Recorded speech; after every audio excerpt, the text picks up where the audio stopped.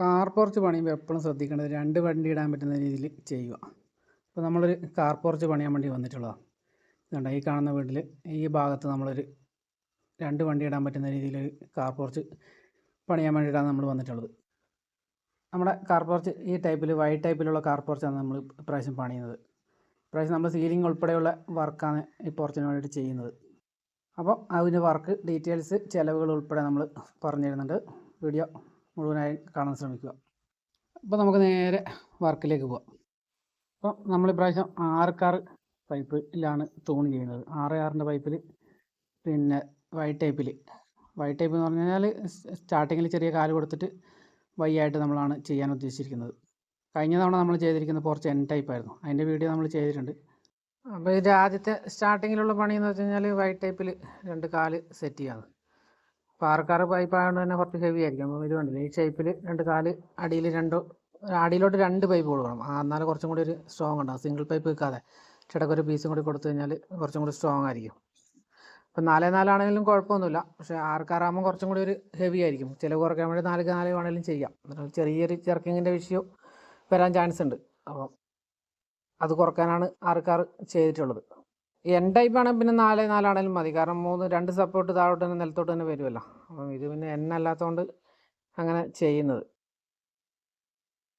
പിന്നെ പൈപ്പ് എടുക്കുമ്പോൾ അത്യാവശ്യം ഹെവി പൈപ്പ് തന്നെ എടുക്കണം. തീരെ കുറഞ്ഞ പൈപ്പ് എടുത്തു കഴിഞ്ഞാൽ, കാരണം നനഞ്ഞൊക്കെ ഇരിക്കുന്ന ആയതുകൊണ്ട് പിന്നെ പോർച്ചിനൊക്കെ സിംഗിൾ ചെയ്യുമ്പം കുറച്ചും കൂടി ഹെവി ആയിട്ടുള്ള പൈപ്പ് ചെയ്യണം. അപ്പോൾ ആദ്യം തന്നെ നമ്മൾ ആദ്യത്തെ ദിവസത്തെ പണി പിന്നെ തീരുന്ന സമയമാകുമ്പോഴത്തേക്കും നമ്മൾ ഫുള്ള് കാല് സെറ്റ് ചെയ്തിട്ട് കോൺക്രീറ്റും കൂടി ഇട്ട് വെച്ചിട്ടാണ് നമ്മൾ പോയിട്ടുണ്ടായത്. അപ്പം പിന്നെ കോൺക്രീറ്റ് ചെയ്യുമ്പോൾ അടിവശത്ത് നമ്മൾ ആദ്യം തന്നെ പെയിൻ്റെല്ലാം അടിച്ചിട്ടാണ് തൂണ് കോൺക്രീറ്റൊക്കെ ചെയ്തിട്ടുള്ളത്. തൂണ് ചെയ്യുമ്പോൾ ശ്രദ്ധിക്കേണ്ടതെന്ന് വെച്ച് കഴിഞ്ഞാൽ പരമാവധി അതിൻ്റെ കണപ്പൊക്കെ തീർത്ത് തിരിവെല്ലാം വരാണ്ട് ചെയ്യുന്ന ഇത് കഴിഞ്ഞാൽ പിന്നീട് എളുപ്പം കിട്ടും. കാരണം തിരിവൊക്കെ വന്നു കഴിഞ്ഞാൽ ഷീറ്റിൻ്റെയൊക്കെ കട്ടിങ് തിരിവൊക്കെ വരാനുള്ള സാധ്യതയുണ്ട്. ആ കാര്യം മാത്രമേ മെയിനായിട്ട് ശ്രദ്ധിക്കേണ്ടൂ. അല്ല കുറച്ച് പണിയിൽ വലിയ സംഭവമൊന്നും ചെയ്യേണ്ട ആവശ്യമില്ല. ആ സംഭവം തിരിവ് വരാതെ വരാൻ ശ്രദ്ധിക്കണം. പിന്നെ കോൺക്രീറ്റ് നല്ല കൂട്ടണം. കാരണം 2 തൂണേ ഉള്ളെങ്കിലും 4 തൂണാണെങ്കിൽ വലിയ കൂട്ടൊന്നും ഇല്ലെങ്കിലും കുഴപ്പമില്ല. അതുകൊണ്ട് ഇച്ചിരി ലോഡ് വേണം. കാരണം കാറ്റൊന്നും പിടിക്കാൻ പാടില്ലല്ലോ. അപ്പോൾ അതുകൊണ്ട് കോൺക്രീറ്റ് കൂട്ടുന്ന ഒരു പണിയാണ്. അപ്പം പിന്നെ നമ്മൾ പിന്നെ എല്ലാ പണിയും വെൽഡിങ് പണിക്കാർ പിന്നെ എല്ലാ പണിയും പഠിച്ചിരിക്കുന്നതുകൊണ്ട് പിന്നെ എല്ലാ പരിപാടിയും ചെയ്തു. ശരിക്കും പറഞ്ഞാൽ വെൽഡിങ് പണിക്കാർ എല്ലാ തരം പണികളും ചെയ്യുന്നുണ്ട്. കാരണം വെൽഡിങ്, പിന്നെ വയറിങ് പണി, പ്ലംബിങ്ങിൻ്റെ ചില കേസിൽ പ്ലംബിങ്ങിൻ്റെ പണി ആവശ്യം വരുന്നുണ്ട്. അങ്ങനെ എല്ലാത്തരം പണികളും ചെയ്യേണ്ട ആവശ്യം വരുന്നുണ്ട്. ഇപ്രാവശ്യത്തെ വർക്കിന് പിന്നെ നമ്മൾ കോൺക്രീറ്റ് ചെയ്തിട്ട് ആദ്യത്തെ ദിവസം പിന്നെ പണി നിർത്തി. കാരണം പെയിൻ്റൊക്കെ അടിച്ചിട്ടിട്ട് പിന്നെ പണി നിർത്തി. കാരണം പിന്നെ രണ്ടാമത് അതിൻ്റെ മേലെ തൂണൊന്നും കയറ്റാൻ ശ്രമിച്ചിട്ടില്ല. ആ തൂണെല്ലാം ബീമൊന്നും കയറ്റാൻ വേണ്ടിയിട്ട് നമ്മൾ ശ്രമിച്ചിട്ടില്ല. ഏകദേശം ഒരു ടൈപ്പിൽ സംഭവം സെറ്റാക്കിയിട്ടുണ്ട്. ഇനി വാട്ടർ ലെവൽ ചെയ്ത് ചെറിയൊരു കട്ടിങ് മാത്രമേ പിന്നെ തൂണിന് ചെയ്യണ്ടു. അത് കഴിയുമ്പോൾ പിന്നെ ഒരു ദിവസം കൊണ്ട് നമുക്ക് തീരുന്നുള്ള ഒരു ഉദ്ദേശം ഉള്ളതുകൊണ്ട് നമ്മളങ്ങനെ കുറച്ച് നേരത്തെ നിർത്തി. കോൺക്രീറ്റ് ചെയ്ത പാടെ അതിന് മേലെ കയറണ്ടല്ലോ. കയറണമെങ്കിൽ പിന്നെ സപ്പോർട്ടെല്ലാം കൊടുക്കണം. ആ സപ്പോർട്ട് പൊട്ടിക്കുന്ന സമയത്തിന് നമുക്ക് രാവിലെ ചെയ്യാമെന്നുള്ള ഉദ്ദേശത്തിൽ നമ്മൾ പോയിട്ടുണ്ടായിരുന്നു. പിന്നെ രാവിലെ വന്ന് കട്ടിങ്ങൊക്കെ നടത്തി പിന്നെ അതിൻ്റെ മേലെ പ്ലേറ്റെല്ലാം വെച്ച് അടച്ച് റെഡിയാക്കിയിട്ട് ഇനി അതിന് മേലെ ബോർഡറായിട്ട് പൈപ്പ് സെറ്റ് ചെയ്യാൻ.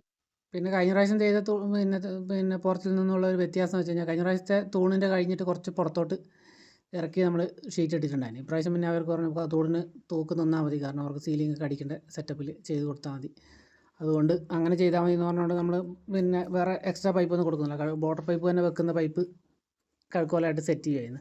എന്നിട്ട് അത് 4 സൈഡിൽ വെക്കുന്നില്ല, ബാക്ക് സൈഡിൽ പിന്നെ പാത്തി വെക്കേണ്ടതുകൊണ്ട് പിന്നെ 3 സൈഡിൽ ബോർഡറും പിന്നെ ബാക്ക് സൈഡിലൊരു മതിലാണ്. അപ്പം മതിലിന് തീർത്ത് പാത്തി വെക്കണം. അപ്പം അതിന് വേണ്ടിയിട്ടുള്ള രീതിയിൽ ചെയ്യുന്നുണ്ട്.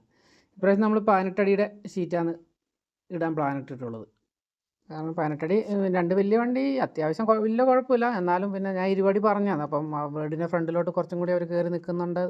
കുറഞ്ഞോട്ടെന്ന് പറഞ്ഞിട്ട് അവർ 18 അടി മതി എന്ന് പറഞ്ഞിട്ടാണ് 18 അടി ആക്കുന്നത്. 20 അടി ഒക്കെ ആകുമ്പോൾ കുറച്ചും കൂടി ഒരു സുഖം കിട്ടും. അപ്പോൾ 20-20ൻ്റെ പോർച്ചാണ് നമ്മൾ ആക്കുന്നത്. അപ്പോൾ ബോർഡർ പൈപ്പൊക്കെ വെച്ച് ഇത് വലിയ സംഭവമായിട്ടുള്ള പണിയൊന്നുമല്ല, എളുപ്പത്തിൽ തീർക്കാവുന്ന പണികളേ ഉള്ളൂ. അപ്പം പിന്നെ ഇപ്രാവശ്യം നമ്മൾ ബ്ലാക്ക് എപ്പോക്സിയാണ് അടിച്ചിട്ടുള്ളത്. ഇനി ഒരു കോട്ട് പെയിൻറ്റും കൂടി അടിഭാഗത്തെല്ലാം ചെയ്യാം. കാരണം ടോപ്പിലൊന്നും കുഴപ്പമില്ല. അടിയും ബോർഡറും തൂണൊക്കെ കൂടി ഒരു കോട്ട് പെയിൻറ്റും കൂടി അടിച്ചാൽ നല്ലതായിരിക്കും എപ്പോഴും. അത് കഴിഞ്ഞിട്ട് പിന്നെ നമ്മൾ സാധാരണ ഷീറ്റ് അടിക്കുമ്പോൾ തന്നെ കഴുക്കോലും പട്ടികയും ചെയ്തിട്ടുണ്ട്. പട്ടിക 1.25 അടിച്ചിട്ടുള്ളത്. കഴുക്കോൽ 4 ഗ്രണ്ടിൻ്റെ പൈപ്പും സെറ്റാക്കിയിട്ട് അടിക്കുകയാണ് ചെയ്തിട്ടുള്ളത്. പിന്നെ അടിയിൽ ചെറിയ നമ്മൾ സീലിംഗ് അടിക്കാനുള്ളൊരു ഗ്യാപ്പും കൂടി സെറ്റ് ചെയ്യുന്നുണ്ട്. കാരണം ഇങ്ങനെ പട്ടിക പിന്നെ കഴിഞ്ഞ തവണ അടിച്ചിരിക്കുന്നത് 4 ഗ്രണ്ടിൻ്റെ പൈപ്പ് ക്രോസായിട്ട് പട്ടികയായിട്ട് നമ്മൾ സെറ്റ് ചെയ്തിട്ടുണ്ട്. പ്രാവശ്യം അങ്ങനെ വലിയ സംഭവമായിട്ട് ചെയ്യുന്നില്ല. കാരണം ഇത് അടിയിൽ ഫുള്ള് സീലിംഗ് ചെയ്യാനുള്ള പ്ലാൻ ഉള്ളതുകൊണ്ട് സീലിംഗ് കൂടി ചെയ്യുന്നതുകൊണ്ട് പിന്നെ കാണില്ലല്ലോ. അപ്പം പട്ടികയുടെ തന്നെ ഇങ്ങനെ അടുപ്പിച്ചടുപ്പിച്ച് കണ്ടാലൊന്നും വലിയ ബോറില്ലാത്തതുകൊണ്ട് നമ്മൾ പട്ടികയായിട്ട് തന്നെ അടിക്കുന്നുണ്ട്. അതുകൊണ്ട് തന്നെ പണി ചെറിയ എളുപ്പമുണ്ട്. പിന്നെ ഇങ്ങനെയുള്ള പോർച്ചൊക്കെ ചെയ്യുമ്പോൾ പിന്നെ അധികം ചെരിവ് കൊടുക്കാത്ത കഴിഞ്ഞാലൊരു കാണാനൊരു വൃത്തി ഉണ്ടാവില്ല. ചെരിവ് ഉണ്ടെങ്കിൽ ചപ്പൊക്കെ എന്തെങ്കിലും വീണ് കഴിഞ്ഞാൽ പെട്ടെന്ന് ഒഴുകിപ്പോകും. പക്ഷേ ഓവർ ചെരിവ് നമുക്ക് കൊടുത്തു കഴിഞ്ഞാൽ അതൊരു ബോറായിട്ട് ഫീൽ ചെയ്യും. അപ്പം നമ്മുടെ വെൽഡിങ്ങിൻ്റെ വർക്ക് ഏകദേശം കംപ്ലീറ്റ് ആകാനായിട്ടുണ്ട്. ഒരു പാത്തിയും കൂടി വെച്ച് ഇനി പിന്നെ ഫുള്ള് പെയിൻ്റ് അടിക്കാനുണ്ട്. ഫുള്ള് പെയിൻറ്റിങ്ങാണ് ഇനി നമുക്ക് ചെയ്യാനുള്ളത്. അപ്പം ഈ വർക്കിന് മൊത്തത്തിൽ വരുന്ന ചിലവ് പിന്നെ സീലിംഗ് ഉൾപ്പെടെ വരുന്ന ചിലവ് എന്ന് പറഞ്ഞാൽ 1,20,000 രൂപയാണ്. PVCയുടെ സീലിംഗാണ് നമ്മൾ അലുമിനിയം സീലിംഗാണ് നമ്മൾ ചെയ്യുന്നത്. അതുൾപ്പെടെ 1,20,000 രൂപയാണ് ചെയ്യുന്നത്. അപ്പം സീലിംഗ് നമ്മൾ ഇന്ന് പിന്നെ തീർന്നിട്ട് സീലിങ്ങിൻ്റെ കുറച്ച് ദിവസം കഴിഞ്ഞിട്ടേ നമ്മൾ ചെയ്യുന്നുള്ളൂ. കാരണം നമ്മുടെ തിരക്ക് കാരണം ഇത് പറഞ്ഞ് കുഴപ്പമില്ല. കാരണം ഇവർക്ക് മുറ്റത്ത് ഇൻ്റർലോക്ക് ഇടണം. അതുകൊണ്ട് തന്നെ പിന്നെ തൂണൊക്കെ സെറ്റ് ചെയ്ത് കൊടുക്കാൻ വേണ്ടിയിട്ട് നമ്മൾ ആദ്യം വന്നതാണ്. ഇനി ഇൻ്റർലോക്കൊക്കെ ചെയ്താലും സീലിങ്ങിന് കുഴപ്പമില്ല. അതുകൊണ്ട് കുറച്ച് ദിവസം താമസിച്ചിട്ട് ചെയ്യുള്ളൂ. അപ്പം സീലിങ്ങും കൂടി ചെയ്തിട്ട് നമ്മൾ വീഡിയോ ഫുള്ളായിട്ട് നമ്മൾ ചെയ്യുന്നതായിരിക്കും. അപ്പോൾ ഇതിൻ്റെ മൊത്തത്തിൽ സീലിംഗ് ഉൾപ്പെടെയുള്ള ചിലവാണ് നമ്മൾ ഇതിൻ്റെ അകത്ത് പറഞ്ഞിരിക്കുന്നത്.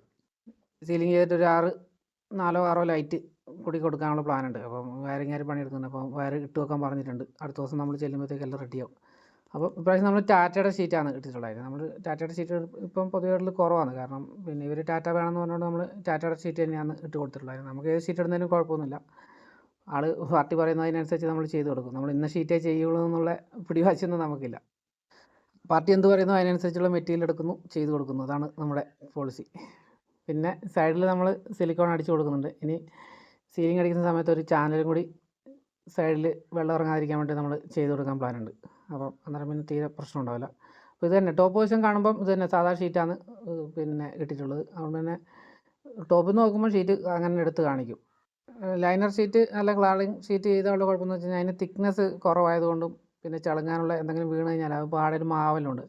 ഇപ്പോൾ ശക്തമായൊരു മാങ്ങയെല്ലാം വീണ് കഴിഞ്ഞാൽ ചളുങ്ങാനുള്ള ചാൻസ് കൂടുതലാണ്. അതുകൊണ്ട് തന്നെയാണ് നമ്മൾ പ്രാവശ്യം സാധാ ഷീറ്റ് തന്നെ ടാറ്റയുടെ ഷീറ്റ് തന്നെ കട്ടിയുള്ള ഷീറ്റ് തന്നെയാണ് ചെയ്തിട്ടുള്ളത്. അപ്പോൾ നമ്മുടെ വീഡിയോ ഇഷ്ടമായി എന്ന് കരുതുന്നു. വീഡിയോ ഇഷ്ടമായി കഴിഞ്ഞാൽ ലൈക്ക് ചെയ്യുക, ഷെയർ ചെയ്യുക, സപ്പോർട്ട് ചെയ്യുക. അതുപോലെ തന്നെ നമ്മളെ സബ്സ്ക്രൈബ് ചെയ്യുക. അതുപോലെ തന്നെ നോട്ടിഫിക്കേഷൻ ഓണാക്കി വെച്ച് കഴിഞ്ഞാൽ ഇനിയും ഇതുപോലെയുള്ള വീഡിയോകൾ നമ്മൾ ചെയ്യുന്നതായിരിക്കും. അതിൻ്റെയൊക്കെ വീഡിയോ നമുക്ക് പെട്ടെന്ന് കാണാൻ വേണ്ടി നോട്ടിഫിക്കേഷൻ ഓണാക്കി വെക്കുക.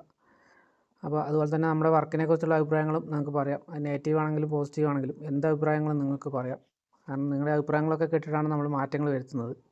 കാരണം ഓരോരാളുടെ ഐഡിയകൾ കണ്ടിട്ടൊക്കെ തന്നെയാണ് നമ്മൾ ഇതെല്ലാം ചെയ്ത് വരുന്നത്. കാരണം നമ്മൾ തന്നെ കണ്ടുപിടിച്ച ഐഡിയകളൊന്നും ആയിരിക്കില്ല പലതും. എല്ലാവരും ചെയ്യുന്നത് നമ്മൾ കോപ്പി അടിക്കലും പരിപാടിയൊക്കെ ഉണ്ട്. കാരണം അല്ലാതെ നമുക്ക് ചെയ്യാൻ പറ്റില്ല. അപ്പോൾ ഇതുപോലെ ചെയ്തതിൻ്റെ വീഡിയോ നമ്മൾ നേരത്തെ 4 പൈപ്പ് ഇട്ടിട്ട് ചെയ്തതിൻ്റെ വീഡിയോ ഒക്കെ ഉണ്ട്. അപ്പം ചിലവ് കുറക്കണമെങ്കിൽ 4 പൈപ്പ് ഇടാം. 6 ആകുമ്പോൾ കുറച്ച് കൂടുതൽ വരും. അപ്പം എല്ലാവരും ഫോളോ ചെയ്യുക, സപ്പോർട്ട് ചെയ്യുക.